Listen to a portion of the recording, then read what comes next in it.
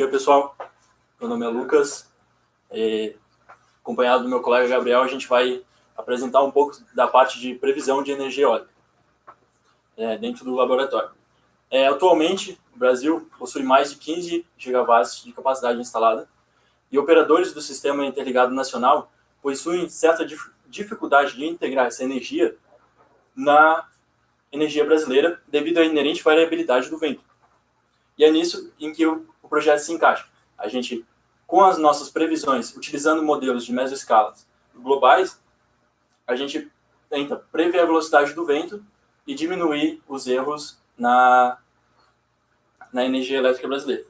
Bom, passando um pouco aqui, a gente vai apresentar do Weather Research and Forecasting Model, que é o modelo que a gente utiliza.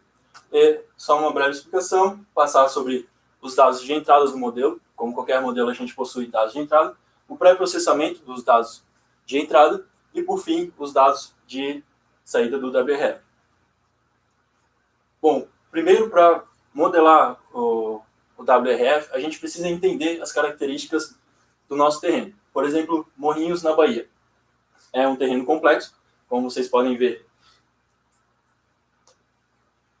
Cheio de montanhas, onde os aerogeradores e as torres anemométricas estão em cima das montanhas e a velocidade do vento é maior.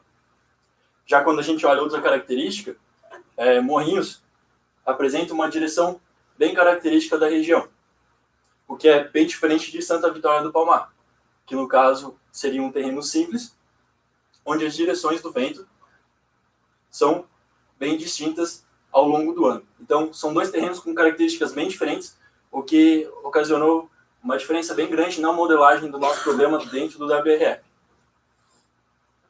Passando pelo processo do WRF em si, como eu já tinha citado antes, a gente passa pelos dados de entrada, o pré-processamento, o WRF em si e o pós-processamento, que depois vai ser explicado pela equipe de Machine Learning, que é a parte de redes neurais. Começando pelos dados de entrada, foram testados dois tipos de dados, o GFS 0.5 e o GFS 0.25. O GFS é o dado Global Forecast System, no qual utiliza dados de previsão de até 120 horas, de médias de 3 em 3 horas, e a diferença entre eles seria que o 0.5 para o 0.25 é a diferença de uma área de latitude e longitude, ou seja, o 0.5 é 0.5 graus, que seria 55 km² de grade. Já o 0.25 são 27,5 km² de grade, de latitude e longitude. A diferença entre eles está no detalhamento dos dados, e foram testados os dois tipos de dados no WRF. A diferença entre eles, de dados de saída do WRF e dados observados das torres anemométricas, a gente pode observar quando se calcula o erro quadrático médio. Para Santa Vitória do Palmar, utilizando dados das torres e WRF 0.5, o erro quadrático médio deu em torno de 2.8, 2.5, varia de acordo com o mês. Já utilizando GFS 0.25, a gente possui os mesmos valores, é um pouco abaixo. Já quando a gente olha para Morrinhos, a diferença é um pouco maior. Quando a gente olha para GFS 0.5, 2.33, GFS 0.25, 2.1. E ele fica oscilando nessa faixa de erro. Porém, a vantagem do dado GFS 0.5 é que, como ele tem uma resolução menor, os dados são mais leves, demora menos tempo para baixar, e o pré-processamento dele demora menos. Então, o WRF ele simula mais rápido do que o GFS 0.25, aí em torno de 2 ou 3 horas mais rápido com o GFS 0.5. E foi por causa disso que a gente escolheu utilizar, na parte de previsão, dados de GFS 0.5. Então, eu vou falar um pouquinho sobre o pré-processamento, que é o WPS, que ele usa um grupo de 3 programas, o GeoGrid, OnGrid e MetiGrid, para preparar os dados para o programa REAL, que vai preparar também os dados para rodar no WRF. E para usar o WPS, a gente usa os dados estáticos, que é os dados geográficos da área de análise, e também com os dados do GFS. E também tem um arquivo namelist WPS, que é o nosso arquivo de configuração do pré-processamento. E explicando um pouquinho de cada programa, o GeoGrid, ele especifica quais vão ser as variáveis que a gente vai analisar e o domínio da área de análise.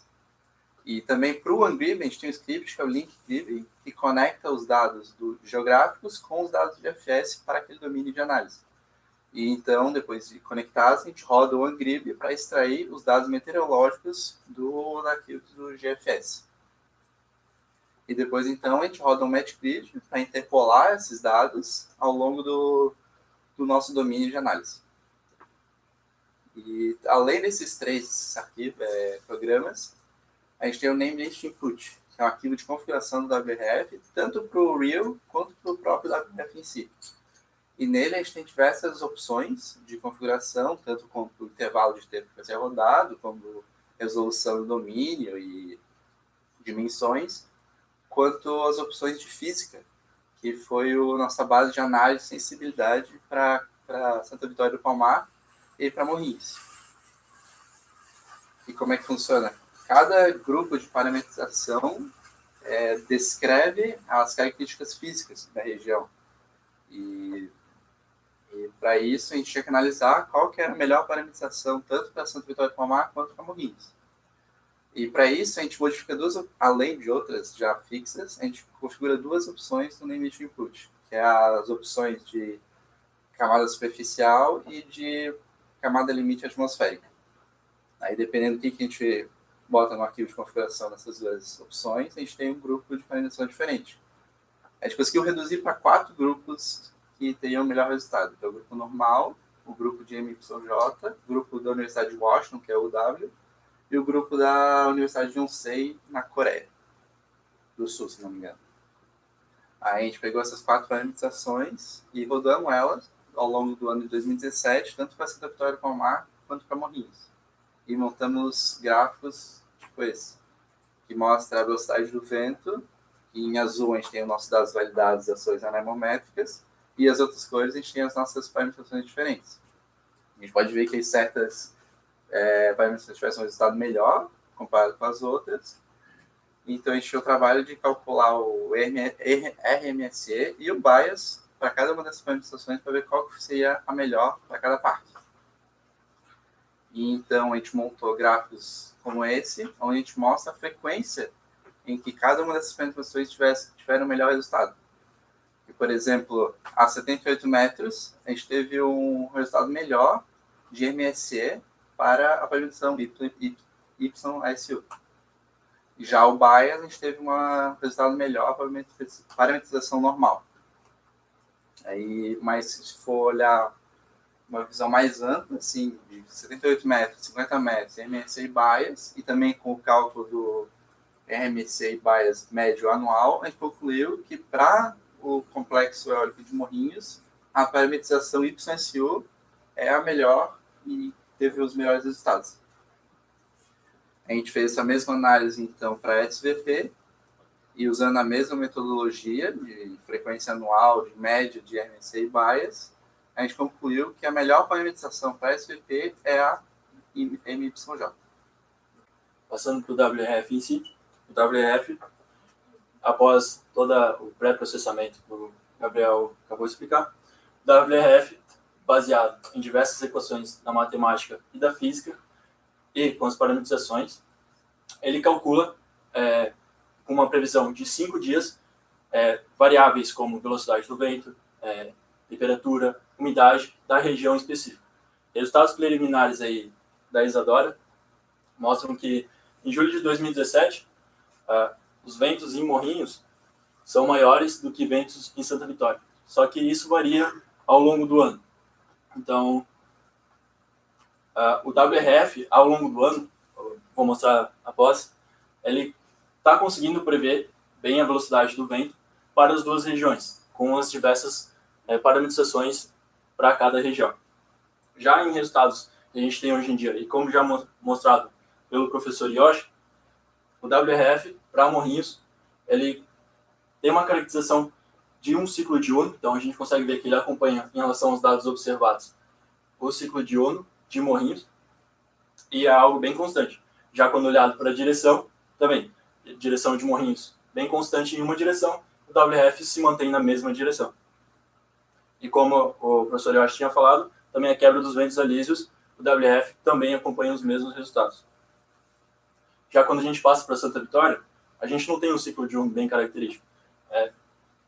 É uma bagunça, na real, Santa Vitória, quando se comparado a Morrinhos. Mas o WRF acompanha bem os resultados de Santa Vitória, inclusive pegando as rajadas de vento. E quando a gente olha para a direção, Santa Vitória não tem uma direção característica, como explicado nos primeiros slides, e o WRF consegue acompanhar todas as diferenças de direção, ou mudanças de direção que acontecem em Santa Vitória do Palmar. Após os dados de saída do WRF, entra a parte de Machine Learning e análise de dados, que será explicada pela parte do João Gabriel. Seria isso.